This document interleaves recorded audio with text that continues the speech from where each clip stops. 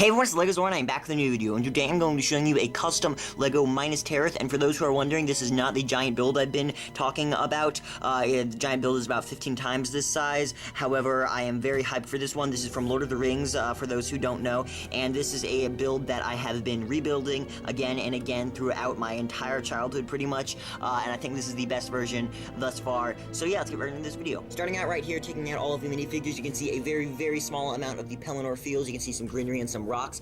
Obviously it's tan. That's tan. And I kind of like how that kind of represents how in the Lord of the Rings sets, then they used dark tan as like a base. Obviously this is bright tan, but still, in Helm's Deep especially. And then you can see moving in, I really enjoyed building up this section here. Obviously it's much bigger in the actual, movie. And you can see there's the whole siege part where they try to, break down the door, and obviously there's no door here.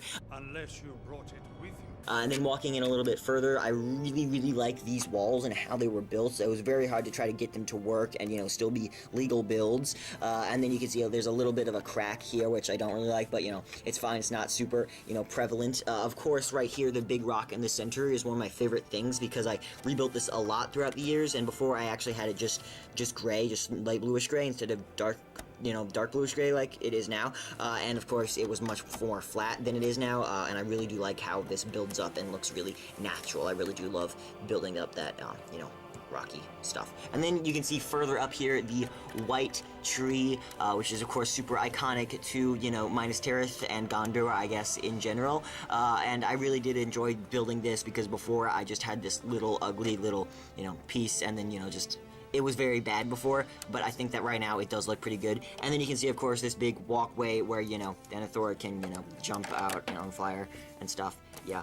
So, yeah, one thing that I had to sacrifice was the to-scale-ness of these two buildings here, which are super iconic, but I did keep them in. Obviously, they're not to scale, as I said before. However, I think they do represent the same, shape as a thing, and from a distance, it still does look really good, in my personal opinion. And then you can see in the back, some support beams. This was something that was integral to this version of it, because the last version I made was a lot bigger. However, it kept falling apart, because it only had like a few supports, but I think that right now it's super easy, and you don't need to be afraid to just stick a minifigure here, because before the whole thing would just collapse. So yeah. Another thing that over the years I have built and rebuilt many times, along with Minas Tirith, was the minifig. As you can see, this is Denethor, obviously, Lex Luthor's head, Dumbledore/Gandalf's hair, and Snape's body. However, the things that I really fell in love with were the Gondor soldiers. I built this many times. I just really like the style. I really like the helmets. These are all the same except for the head, obviously.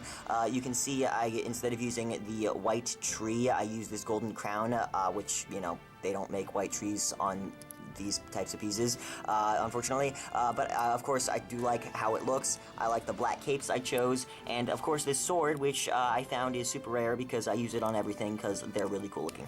So yeah, moving on. Overall, I am really happy with how this version of Minas Tirith came out. I think it represents all of the unique features and parts of Minas Tirith that they couldn't include in a Lego set, and I'm very happy that I finally made these turny instead of just like weird, like a jigsaw puzzle or whatever. But yeah, overall, I really love this. Stay tuned to the very, very, very, very end of this video for a teaser for the new giant set that I'm building. You should be very hyped for it because it's going to be really cool when it's done. So yeah, if you like this video, please hit the like button and subscribe if you want to see more videos like this. Also, if you have any comments at all, please leave them all in the comment section below, and I will see you guys next time.